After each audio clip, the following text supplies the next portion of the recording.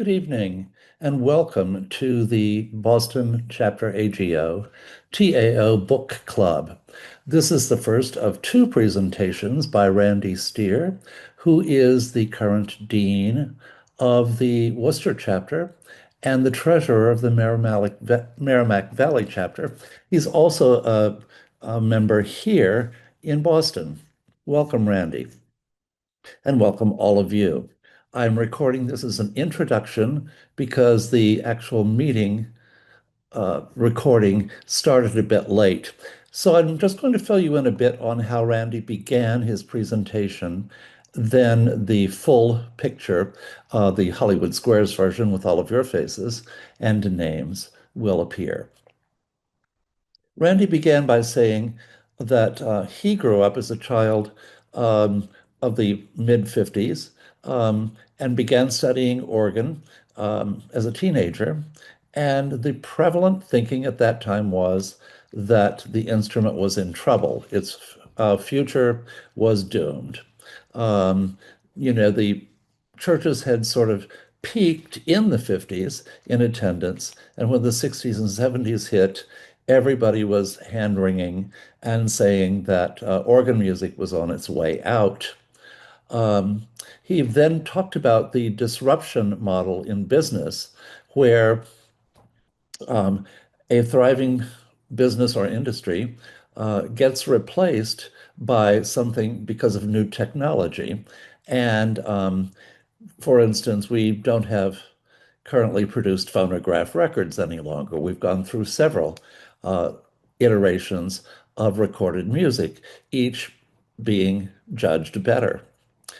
So as he talked about the disruption model in business, we will then now join the meeting, which Randy points us towards different models and more positive models for the future of our instrument, the organ. And as the music goes downhill, that's where we get sort of the negative thing that we're going out of business. And then we have a rebuild stage where there's a recognition of what the change is and the disruption, and where we begin to adapt to it. And then there's a flourishing stage where we go to a new crest. So I'm going to be describing that in just a few minutes. But this is a much more positive approach to history. Um, and if you stop and think about it, music and culture are much larger than any business model. Music and culture always flourishes, always has from the beginning of time. Doesn't matter what it is, we find a way to have a song, a sculpture, a painting, anything at all, dance. And therefore, it's not going away. It's just a question of what it is that we are expressing in the world that's around us. So we need to figure out those changes and adapt to us. So I want to show you a visualization of all this, which will help bring this down. Let me find my share. Here we are.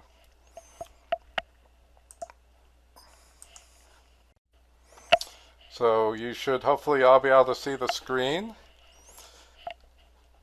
And if we view this as the waves throughout history, and let me just quickly turn on my pointer. What we do, which is the problem, we tend to ride the crest. So we come through here and we go from Bach to Franck to Vienne and Widor to Duruflé and Messiaen, etc. Different countries we go to, Liszt maybe and Reger, etc. But as organists, we always talk about the best music, and we look at these crests. And as we come through here, we really aren't at the next crest, so we sort of think, oh, we're going out of business because we don't see a bigger picture. And that's the mistake that we're making. So instead, if I clear this, we should be concentrating on the troughs, this area down here. And this is where 90% of music making happens. It's not just when we get to Bach and Franck, etc., but it's all of the composers and all of the work that got us up to that crest. And over here is where I think we are now. We've come down since about the 1960s, and we've deteriorated, we've rounded the bend, and we're now going back up to a new crest. So hopefully that gives you a rough idea of what I'm talking about. And my samples, I want to talk about the troughs for my historic samples, and then when we talk about today, I'm going to talk about the trough that we're coming through right now. And if you look at it that way, then it's inevitable that we are coming up to yet another crest. And that's a much more positive approach to things. And then if you understand this, you also realize that each wave doesn't replace the old. In the business model of displacement, everything just replaces everything. The CDs and DVDs are going away, and everything in the past goes away. The old dial phones have gone away. But in the artistic world, everything simply adds to our history. And that's another completely different approach to this. So then, as part of this, we realize that within those bigger crests are a lot of individuals. And individuals, as they're born into the world, so pretty much start out with a fresh slate. Every single person has to learn music. They have to learn how to play an instrument. You know, no one is born knowing all of that stuff. So we have to start the education all the time from scratch with every new generation. But it isn't really just a fresh slate. It's not a blank slate. They are influenced by the world that they're born into. We all are born into a world that has particular influences on us, and that's what causes us to develop in different ways. And so one of the questions is, what influences can we provide to individuals coming into the world, the newer generations, to enhance all of this? So I've put this on the last cycle. Here are all the individuals since the 1960s coming along. And you can see that on this side of the cycle, this is where we've just finished coming from a high that I'll talk about in the second half of tonight. And as we come down, we tend to resist and reject. We want to hang on to the high. And that would be the modern period I'm going to talk about. Because there's a performer's bias, that's a concept that's very important. We like what we know, and we reject and resist what we don't know. And what we know here is what the crest that we've just come off of. So we resist that, and that's the attitude we've had for so long. But then as each new generation comes in, and we've had quite a number of generations since the 1960s, the baggage of knowing this crest goes away, and these people are born into the newer society without that baggage, and they tend to accept what is new and adapt to it. And that performer's resistance diminishes. And as we come over here on the cycle, which is what I think we're seeing now, is we're seeing people who are born into the new society, and they have adopted completely. They've mastered the internet, they've mastered the apps, they've mastered all of the stuff that's around them, and now they're ready to flourish to a new crest. And that happens all throughout history. So you may be, actually this, we'll come to this. Let me stop sharing for a minute and go back to talking. So what I want to do is give you my two historic examples that bear that out. And the first one is the Reformation. So, you know, Martin Luther, 95 Theses, 1517, rejected a lot of religious baggage, very participatory worship style, vernacular, German text, new German hymn text, very intellectual. He was trying to educate everyone on his new theology, right? That's a very important part of this. It was very intellectual. But where did the hymn tunes come from? The hymn tunes were secular, from outside the church. They were drinking songs, among other things, very jagged rhythms, very difficult, I'm sure, for the organ to accompany, but they were recognized by the people. Well, doesn't that sound familiar? We're talking about folk songs today that are hard to play on the organ, that everyone loves, that we can't deal with, so we go play them on the piano, right? Well, I'm sure that was part of the trough back in the Reformation. How am I going to deal with all of this jagged rhythm of these secular tunes compared to all that nice Latin polyphony that I used to love and adore? Um, but the people started to sing, and Luther liked the organ and the music. I'm sure there are a lot of musicians that were just outraged at abandoning Latin polyphony at that point in time. There may be some of them that moved to France or something to become a Catholic again and go back to their counter-Reformation. Um, I'm sure there were people, musicians, that were outraged at playing secular, popular tunes in the church. Um, and as we know, the backlash happened with the Counter-Reformation. And then what about Calvin? He boxed up organs. He destroyed some of the organs, ripped them out, said you can't use the organs in churches. Well, gee, doesn't that sound familiar? We have churches now that are not using the organ because the piano has come in, and the guitar has come in, and the praise band has come in. This is not the first time that we've seen the organ being totally demolished in churches. I'm sure many organists were thinking, oh, I'm going to lose my job. Organ builders who were saying, who's going to have me build an organ again? I've got to leave Switzerland. I thought many, would think that they're going to become extinct as the churches abandon them. But then what happened? So if I show you this next slide, I'm going fairly quickly because I have a lot to cover, but hopefully this is all making sense to you.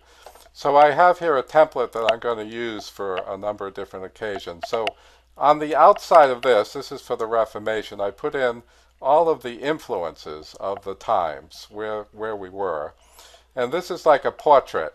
And in the middle are all the people that are being born into this environment. And the question is, how did we handle it? How did they develop with all of these things? So I've got here all the theological, biblical education and the intellectual basis and Calvin and Luther and everything that I just mentioned. But what happened?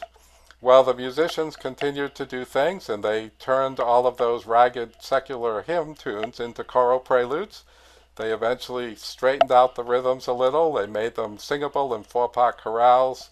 They began to embellish the melodies in their choral preludes. In the Calvin side, we had the psalters to sing the psalms. Ended up being in four-part harmony. Eventually, free-form organ works happened. Of course, it was very intellectual, so they did text painting. If the text says go up high, then you go up high. If the text says go down low, you go down low.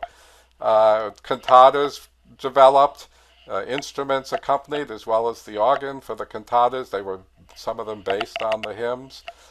We started having canons and fugues, all of this leading up to Bach. And that would be the high point of the crest, out of that trough.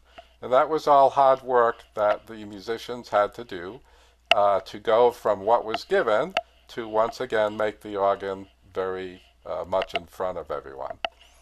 So that's the Reformation. The next one I want to talk about, and then actually just to finish that off, so Bach died in 1750. But I always have been amazed that from 1750 to the early 1800s, Bach had faded away. Mendelssohn came along, he was born in 1809, and he had to revive Bach. So how quickly from 1750, that's less than 75 years, what we think the greatest musician in the world just sort of went out of favor. And what happened? That's where the crest started coming down again. And what happened? The piano was introduced. People wanted the expressiveness of the piano over the organ. The orchestra became refined, new instruments, more expressive. People stopped going to church. Once again, from the crest, we go down into a trough. And of course, you all know that that eventually led to the Romantic period. But what was going on in France at that time, we had Lemons and Lefebvre-Vailly doing very popular organ music that we sort of look down upon now. So once again, the secular popular stuff sort of leads the way out of the trough and leads us into the next crest. So I don't want to talk more about the Romantic period because I want to move on to the westward expansion in this country, in the United States. And I guess I'll leave this up here for now. Um, so, in the 1800s into the early 1900s, Billy Graham was probably the last popular preacher that in our lifetime. Tent or campground meetings were happening. They went into areas that didn't have churches. They wanted to support the faithful, but they wanted to convert everyone else, so they put up big tents. People came, and what did they do? They did piano music. They brought in a piano, and they had gospel music. And the only thing I think about with gospel music is just like the ragtime music that they heard in the saloons. It was lively, easy, emotional, got them all happy, and that's what they sang. There was no organ, just the upright piano. The gospel music was very easy to learn, understand, had the refrains, easy to sing. It was very emotional, not a lot of theological insight. That's an important thing here. This was an emotional crest, emotional music. There was some theology, but mainly emotional, and that was the thing about the Great Awakening. It was a new spiritual experience and the spiritual awakening. Um, so all of that went along, and so those are the things that are around the outside here. But then, so people born into that generation, what did they do? Well, over time, as the expansion continued, churches were built. We don't meet in tents now. Churches were built, and guess what? Organs were installed in those churches. And feeder choirs grew, and graded choir programs grew, and people had hymn sings. Again, the hymns sort of led the way, and they could select whatever hymn they liked the best, and they just loved to sing hymns. And cantatas and anthems were based upon the hymns, and piano and organ duets came around because of the hymns. So the musician took what was there and what they had to work with, and they increasingly improved it and adapted to it until we came up into the middle of the 1900s, where we had these large choirs singing oratorios with instrumentalists in the church, and we had these great organ concerts going on, and we did all this wonderful music education as part of that graded choir program. And that's what I was born into. I was born in 1956, and my first full-time job, I had 2 adult choirs, 45 people in the first one and 25 in the second, and I had 2 handbell choirs and a children's choir and 2 concert series, and the church was packed, and we actually expanded the church. And that was the crest of that time. So what I want to do now, that I've gotten you that far, I want to stop for a minute. I'm going to stop sharing. Oops. And just see if that all makes sense. Are there any questions about that? Everyone's good? Makes perfect sense, Randy. Thank you. Oh, good. Okay, I haven't lost anyone yet. I should take account of how many are on, see how many are on, still on at the very end. Okay, well, then we'll move right along. I could talk a little slower. I was anticipating more questions. I'm sure there'll be more questions in this next section. So, in order to get to today, we have to sort of get into my understanding of the current situation. And in order to do that, we need to first look at how the modern period ends. Around 1960. So I'm sort of saying the last 100 years, just as a generality. And the modern period really started as the rise of science and knowledge. That was the big thing in the modern period. We had all these scientific breakthroughs that overtook religion in the last 100 years. Medical breakthroughs, mental health diagnoses and treatment. We had the whole carbon dating, where science could start documenting the past and date it. And of course, we had the whole clash with religion over evolution and how old things were, and trying to reconcile that, science and religion. But then we had the whole science of religion coming up. We had the study of liturgics and theology. Used to be it was just systematic theology. Now we have feminist theology and liberation theology and environmental theology and all kinds of things come around. Biblical criticism came up at this time, so you started looking at all these different ways of looking at the Bible and who actually authored it and what order was it written and everything. Anthropology came into being in a big way. So we had all of that going on. And then we had the science of music, which is the really important part. So musicology and music history became a big thing. So all of a sudden we started documenting the past, and we had historic performance practices that came into the forefront. We started emphasizing all the Baroque instruments. You know, we had the organ reform movement and the Organ Historical Society, and then what I sort of jokingly call the music hoarders, because suddenly it wasn't just the best music, but it was every single piece of music that was ever written from the beginning of time is all up on IMSLIP, and we just have to have all of it, not just the best of it. And you may remember there was a commercial about this person that finally reached the end of the internet. Remember that about 10 years ago or something? So I'm just waiting for the same type of thing. I've finally reached the end of IMSLIP, and I've actually downloaded every single piece of organ music that exists up on IMSLIP.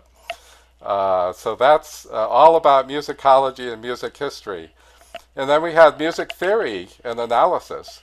So when I was in school, you know, you had to do an analysis of everything you were learning, and if you didn't do that, you obviously couldn't play it well because you didn't understand the structure of the piece and how it was put together. But music theory also evolved, so we had the whole atonality and serial compositions and dissonance and everything, and that all became a very intellectual way of composing. And if you didn't understand what was going on serially or atonally, you really didn't get the piece. You had to have that knowledge of music theory and analysis. You know, when we had Messiaen, Cage and Piston and Schoenberg and all those guys.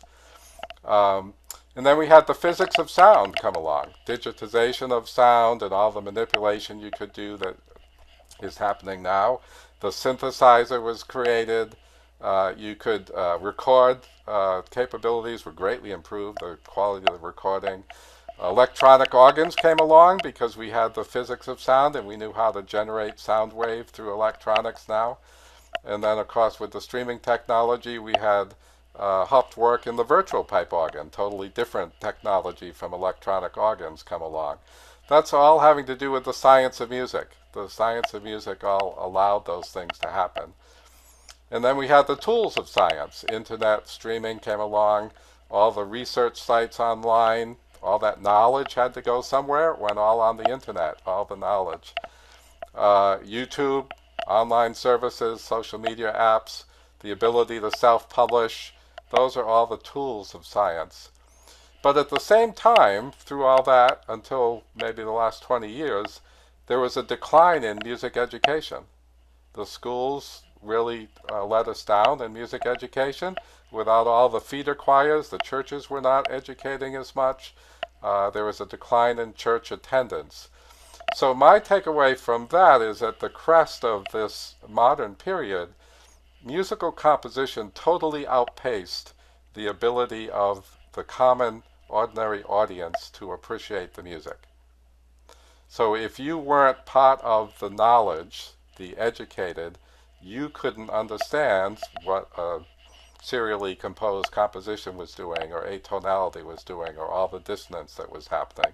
If you didn't know about Messiaen and all the bird calls, a lot of Messiaen is really out of reach if you just listen to the sound. So that's where I think we came. So as a result of that, a couple of interesting points, or important points.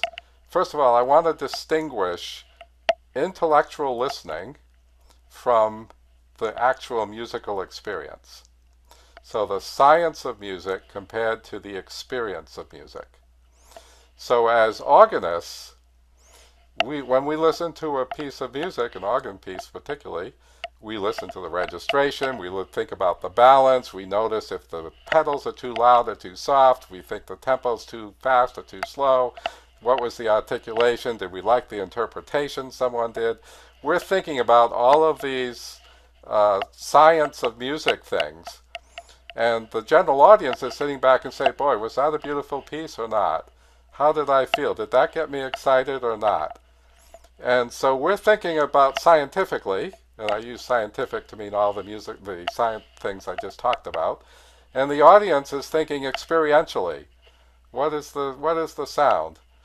And that is a huge distinction that we have completely forgotten about.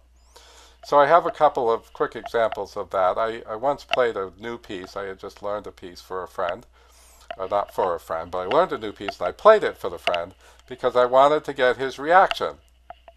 So it's what I call the first time experience.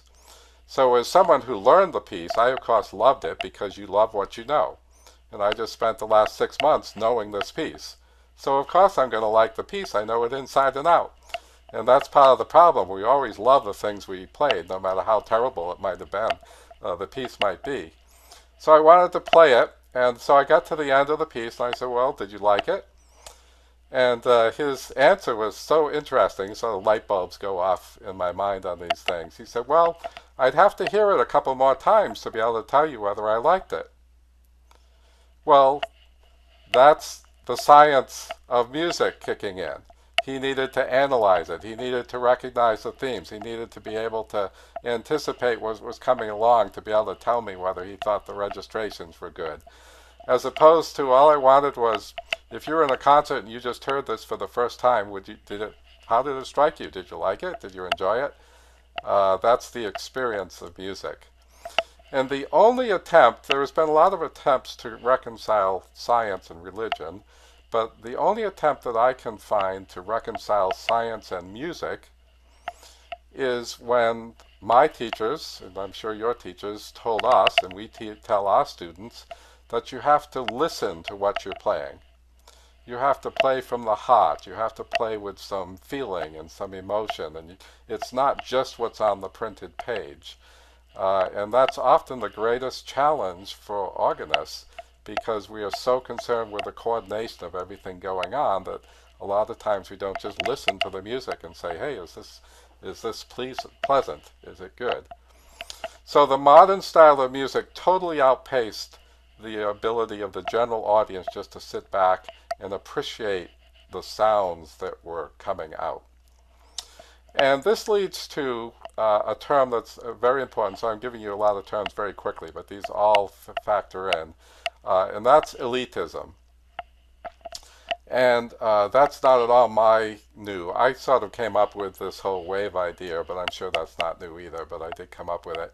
But elitism, I read an article by David Brooks. You may know David Brooks. He's a commentator on NewsHour every Friday, and he's a columnist for the New York Times. He's on NPR. Very, very deep thinker. I like hearing and reading his stuff all the time. Well, he wrote an article on November 6th of 2024 in the New York Times called Voters to Elites.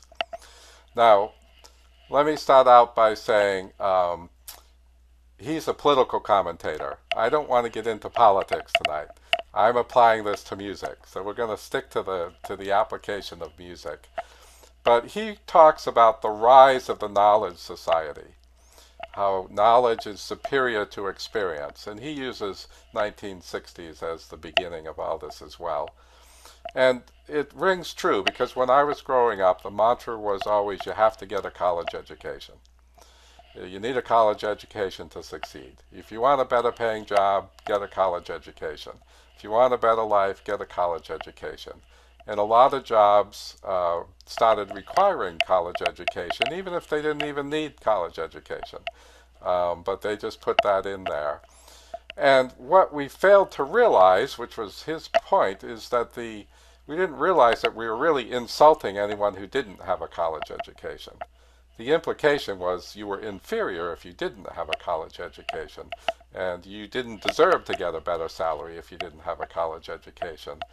And we really hammered this concept home since the 1960s. Even in our polls today, we say, well, the educated think this and the uneducated class think that. And it's really sort of a put down. And we are so big on college education and everything that we sort of completely don't even think about it. But that's the way other uneducated people especially Think about it. So the message is, if you're uneducated, you don't have any ideas worth listening to. You're a second-class citizen. So apply this to science of music. I'm a trained musician. Hey, I just graduated from Yale. I have a master's in music. I'm the expert. You just hired me as the minister of music. I'm the one who knows everything that should be going on here. So I know what good music is. I should be the only judge. I know what hymns you should like. If I don't like this hymn, obviously it's not a good hymn. I know what music should be played. I know how liturgy should go. What do you mean you're going to process that way? This is the right way to do it. I'm educated. I decide what tacky is good. You should just supply my income and let me be the artist. That's what an artist does. You shouldn't tell me anything about that. If you don't like the music I play, that's your problem. If you listen to it a few times, you might actually learn something and get to appreciate it. Because that's what we say, right? It says you have to listen to something a few times in order for it to sink in. And then you like it. I don't need your reactions or comments. Now, I'm not poo-pooing the fact that we do know a lot, and there are things that we need to lead on.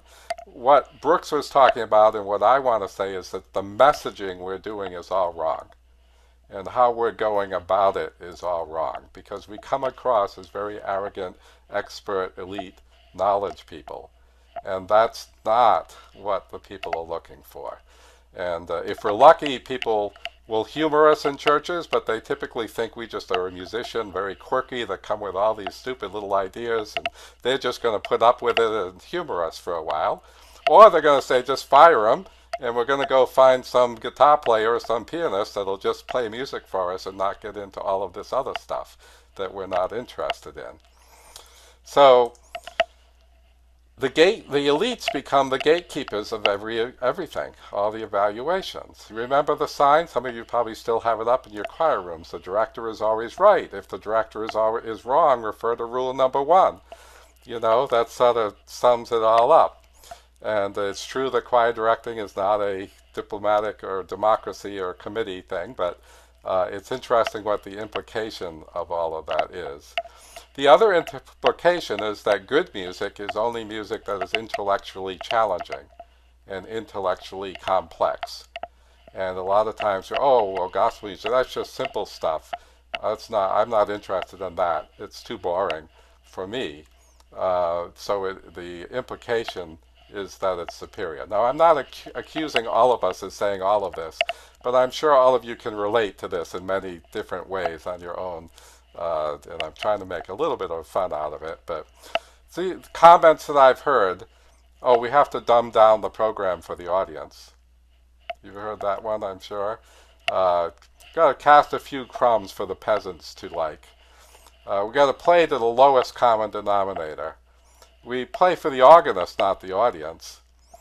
As an artist, I get to play what I want. You should not be asking me what to play. We deal with this, Richard and I, at the Methuen on the programs. Artists get all, when we ask them to change something, heaven forbid. They're the artists. We should just be bowing down and letting them do whatever they want. Doesn't matter whether the audience likes it or not. So all of these things are sort of approaches that have different, they may not be totally bad, but they have implications. So it completely overlooks the experience or the emotion of music without that science, without the intellectual baggage. And the result has been that we're the only ones left in the room. We simply go around supporting each other, playing their concerts, and the rest of the world does its thing outside. And that's sort of where we've been as we go through that trough that I'm describing, where we've sort of gotten out of touch with the world. So what happened to all of that is that there was a backlash of populism. And so there's this divide between the elitist educated class and the populist uneducated class. And there's a lot of resentment to that, where the elitism is rejected out of hand. And again, I don't want to get into the politics of all that, but it does spill over into the musical side of things. And the musical side of populism is not as strong as the political side, but it's still definitely there. I also want to make the point that when I say the uneducated, In this situation, I'm more talking about the musically uneducated. There are a lot of people who are highly educated but are not sitting around analyzing musical theory and uh, understanding the concept or how something is put together. So this is sort of the musically uneducated. But if you look through the last 100 years, Vatican II was a leading indicator of this in society. What did Vatican II do? They wanted to return worship and music for all of the people. And in the vernacular again, sounds familiar. They wanted more popular music, folk and jazz and rock and guitar and piano and praise bands, sort of ordinary music, which is very much the same as how the Reformation started and how the Romantic period started and how the American West started. So you begin to start seeing patterns, and as much as the church doesn't like to admit that they're influenced by secular, the truth of the matter is it's always the secular things that come into the church that influence the church. And that has been true throughout history. We might as well accept that. So what happened in the last 100 years as the modern period ended and we've gone through this trough? Science dismantled religion. Science displaced religion in a big way, and now the populists are dismantling science. And the populists are dismantling anything that smacks of the rule of educated knowledge. And when you take away the knowledge, what you're left with is emotion, gut-level reactions. And that's where the emotional side of music becomes very important. And I have an example of that right in my own church, First Parish here in Westford, which I've been a member of for a long time. I don't really go there anymore, but I was quite involved when I was there. And that church is very interesting how all these little tidbits, light bulbs go off in my head, and you sort of connect all the dots.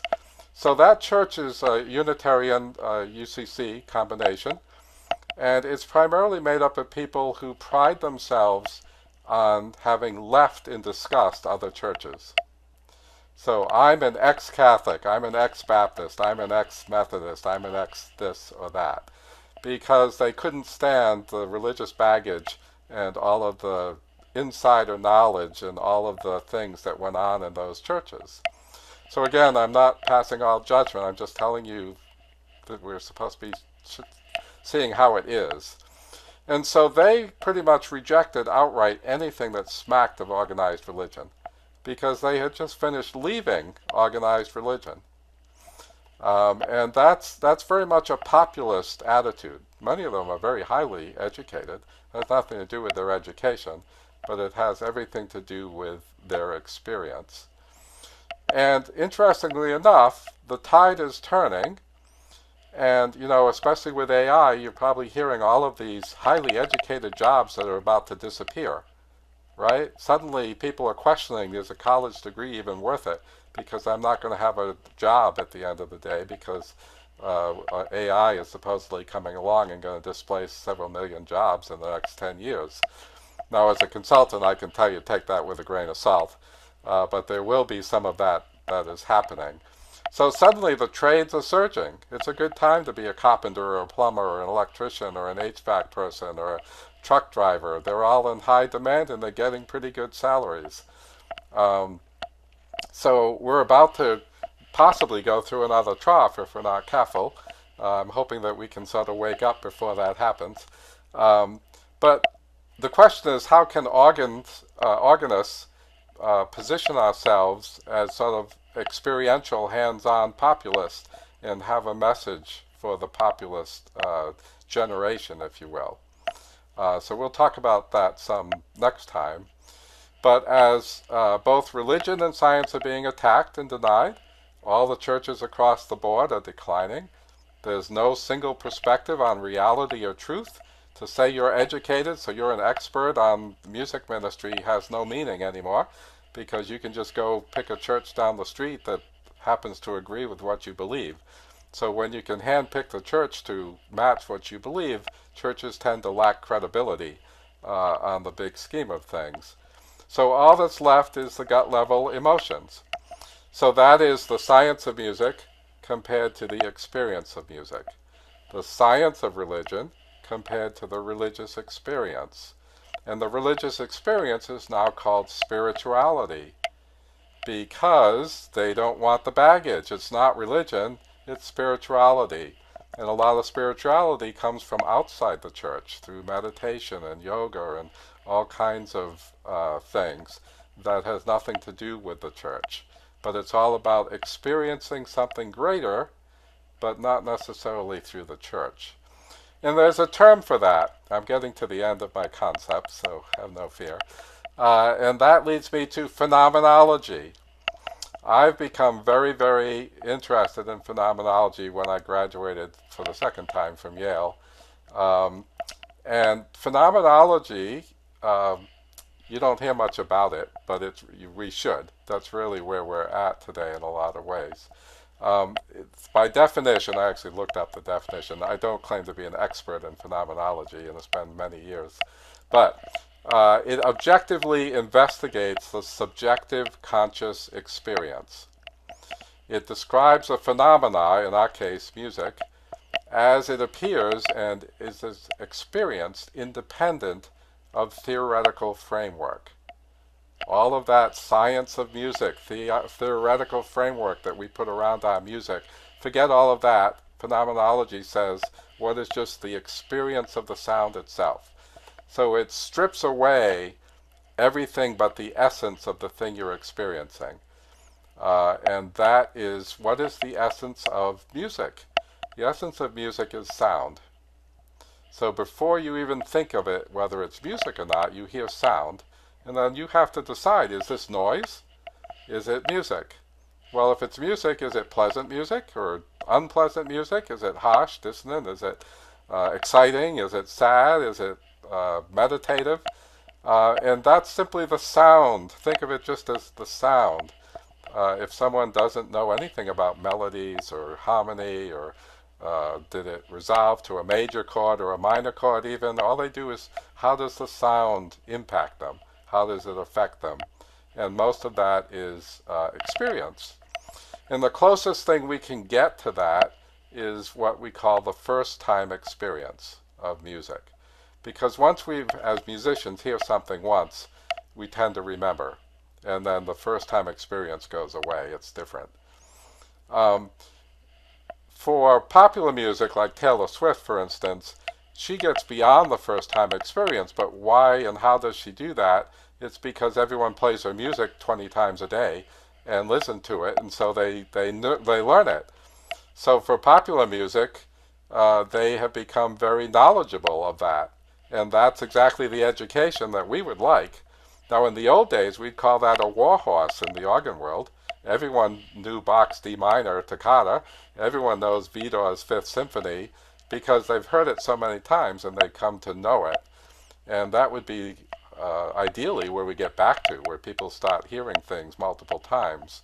But we as organists tend to never want to repeat things. So heaven forbid that we play the Vidor's Symphony 3 or 4 times a year. It's lucky if you get to play it once every 5 years, because for musicians it's all boring. But we need to get back to repeating and building these warhorses again. So that brings me to my last concept, and that is, what is accessible music?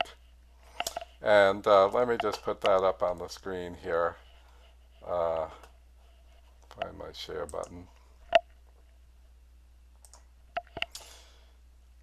Share. And this is my definition. I didn't get this anywhere, but accessible music is the immediate and compelling emotional experience of sound generated from music.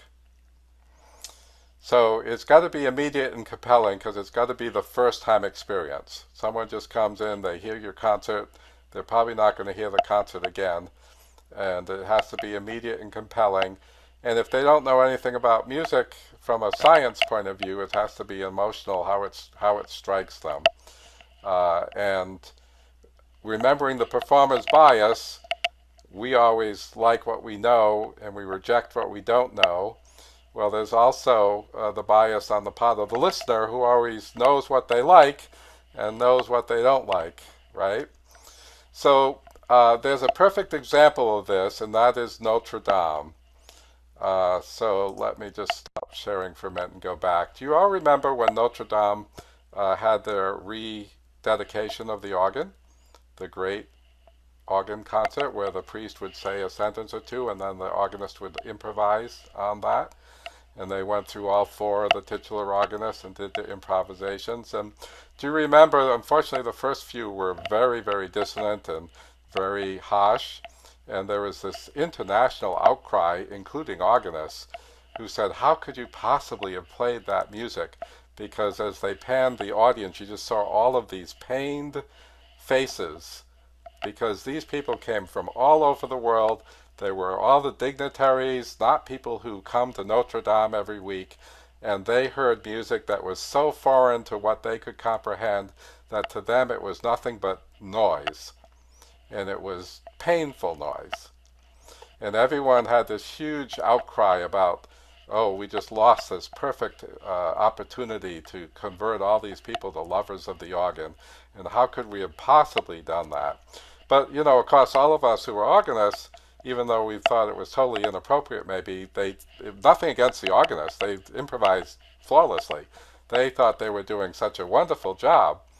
The perfect example between the science of music and the experience of music. But even more precious was the reaction of the church, because there was all this huge outcry, and the church had came out with a response. And what was their response? The response was, well, this happens every Sunday here. If you came to this church, you'd be used to this. This is normal for us. We love it. So what is that actually saying? Well, to me it said, well, I'm never going to go to your church if this is what happens every Sunday. You haven't convinced me of anything. What you've said is, I'm the one who doesn't understand what you think is more higher than what I can comprehend. So you're right and I'm wrong, the listener. So what is that? What kind of a reaction is that from the church? If anything, it should have been an apology and an explanation that we understood we had a lot of people in the audience that needed to hear different types of music or something like that. But basically all they said, well, stay away from us because this is what we do if you don't like it, that's too bad. So in phenomenology, you have to realize that the person who doesn't bring the science of music in has their own reaction. And that Notre Dame experience is a perfect example of you don't know the reaction of the individuals until it happens. But they gave us a reaction. Some people's reaction may be, hey, that inspired us and we love that music. Other people chose to hate it. Some people may get so excited by the music they clap right after the first movement. And what do? We arrogantly stare at them and say, how dare you get excited and clap about this music, right? We're putting down their musical experience. That's not the way to go. They may clap between two pieces by the same composer, and we make them feel like they're so much of an outcast because you're not educated to know when you're supposed to clap. How stupid can you be? You know, that's not the way to go. Some people maybe just lost their job and their reaction is how the music happened to hit them emotionally in whatever state they're in. They may have lost a loved one. They may have thought it's the perfect music after a sermon, or maybe it didn't work. So we just have to be prepared for whatever reaction people bring to the experience. And those reactions are not along the lines of the science of music. They're along the lines of their lived experience and the environment they're in. So, to bring this to a close, although I do have another example, which I think we're going to have time, because we're doing, without your questions, we're doing very well. So let me just share this one last time, and then I have a piece of music to play for you. So here's a summary of what I've just said, and we'll start next time with this. So on the elitism side, the science of music, and it's important to realize that that's really one step away from the experience. If you're just sitting there thinking about tempo and articulation and registration and everything, that's sort of one step away from actually listening to the music. So on the populism side, the experience of music is the direct experience of music. On the elitism side, it tends to be the intellectual science of music, and emotional on the populism side. The elitism side says you have to have knowledge to appreciate it. On the populism side, they say forget that, anyone should be able to appreciate it. Knowledge will change your experience on the elitism side, but experience will affect knowledge on the populism side. It starts from experience, and based upon the experience, knowledge will grow. Music is graded by complexity a lot of times on the elitism side, but it's graded by experience on the populism side. Can we bridge the gap? This is the cliffhanger I'm leaving you with, because we have this big gap, and I believe we can bridge it. But this is where we are. So if we go here, here are all of the different influences I talked about. Obviously, I went into a lot more detail because this is our current period. But we have this blank slate where people are being born into the world with all of these influences of the last 100 years. And if you remember my wave, we've come down and we now have people who are born and don't have the baggage of all that came in the past, have accepted all of this and are ready to flourish and to move ahead in the world with that. So you can find out at our next Zoom meeting next Tuesday, October 14th, same day, same time, same link. And what I'd like to do, because we have a few extra minutes here, I want to play this piece, which I think will bring home the idea. This is Justin Murphy Mancini, who played it beautifully, nothing against Justin, at a concert at Methuen a couple years ago. I actually turned pages for him. And he played a piece by Emmylou Deemer, and he's giving a little introduction here, but the piece is He Leadeth Me. And I want you, as you're listening, it's only 3 or 4 minutes long, I want you to think about a non-educated person, musically educated person, and what they think, whether they know the hymn. Some people will listen to this that know the hymn. And I want you to see if you can think about where in the course of this hymn the listener says, "You're ruining this hymn for me." And also, if the person doesn't know the hymn tune at all, they just know this is a beautiful melody, whether that makes a difference in terms of whether there is a point in here that just goes too far beyond the ordinary emotional listener. So I'm going to do the introduction, then I'll go forward just a little, skip while he's getting ready. With her about her music.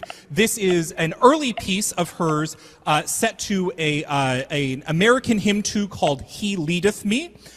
You will hear it transformed totally, especially in terms of harmony. She's an incredible grasp on using dissonance effectively. So if modern music maybe seems like a stretch, she is incredible at drawing your ear in, but not only with the harmony, but also with the rhythm. The rhythm of the tune transforms in creative ways. So I hope you enjoy this, one of my favorite pieces of hers.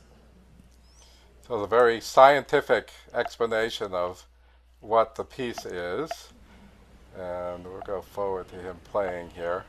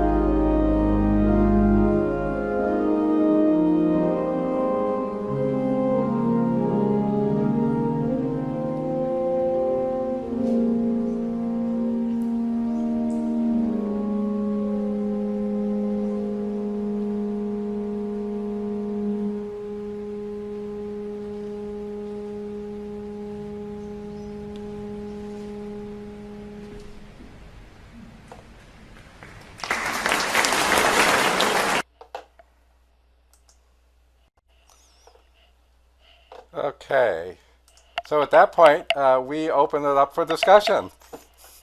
I'll leave you there for the moment. Do we have questions or things you want to raise or disagree with me about or whatever? I imagine there must be someone who disagreed with something I said.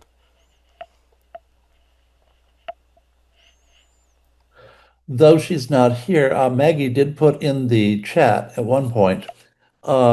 It's why I have never played Hindemith for the casual listener. It takes multiple listenings to begin to appreciate. I think that was to your point about the science of music and the experience of music. Right. Did the points I make sense anyway? Whether you agree, did I lose anyone along the way? No, I found your points to be very clear, Randy. And I hope we can explore a little bit more of the phenomenological aspects of where we might want to go as organists who tend to play for other organists only. Yes. We will talk about that. Yes. And then you have to decide, do you play for your existing audience or the audience you'd like to have? Mark Nelson thanks you. Great points, but it's time for dinner. Okay. I think we were supposed to go to 8:30, right? No, just to eight. Oh, really? Just an Yeah, hour? Oh, I that's think it. we Yeah, had. Oh, well, we might want to say 8:30 next time because we can do I that. counted on an hour and a half for each of these to get through everything. Sorry about that. Just listening to this, though, made me realize how much organ history I've lived through from the 1970s to now. A Been a Mm. lot lot has of happened in changes a over hundred those years. years. Yes, a lot has happened in 100 years. Even the concept of organ building has changed. It's gone from like Baroque to Romantic sounds. The music too has gone into not just pure organ music, but into transcriptions. Yes, that's right. And that tends to be more on the populist side because that's what people knew back then is the orchestra playing. And the whole romantic organ sound gets us into trying to compete. If you remember, Clavier came along because the organ wasn't considered to be expressive enough. And if he had not discovered or created the swell box and the ventals and the whole ability to be much more expressive, then the organ might have gone out of business at that point. Because that was, if you remember, there was a big to do about whether harmoniums or the organ, which was the more expressive, Mm. and ultimately the organ won out.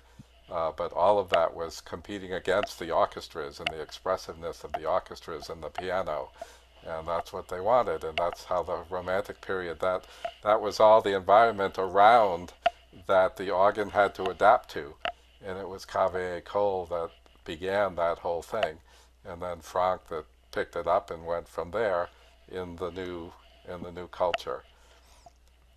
So my point is that you could see that in every single crest and wave that we've been through, whether it in different countries, but it somehow has to start with populism to get the people back in, and then you begin to educate them, and then you end up on a crest when you come. But I don't want to give away all of next week. There's a lot more than that.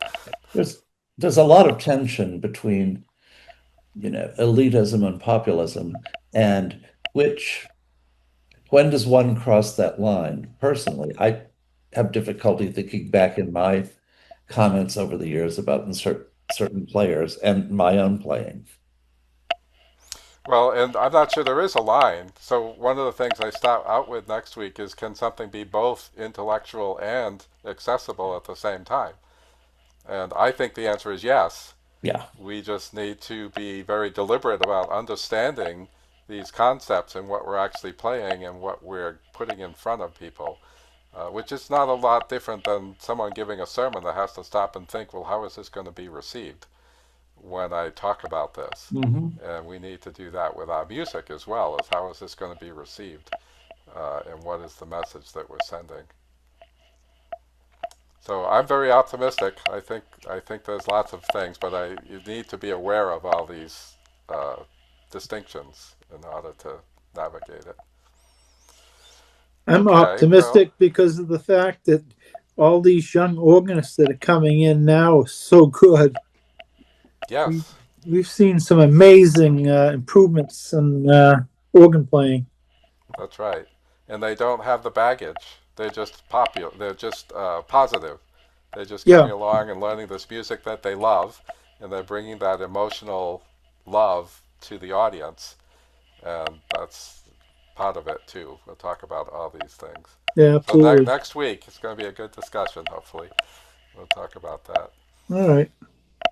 This Okay. has Well, been thank you great. all. Thank you so much, Randy, for opening the um, door to this discussion on the phenomenology of music um, throughout the centuries.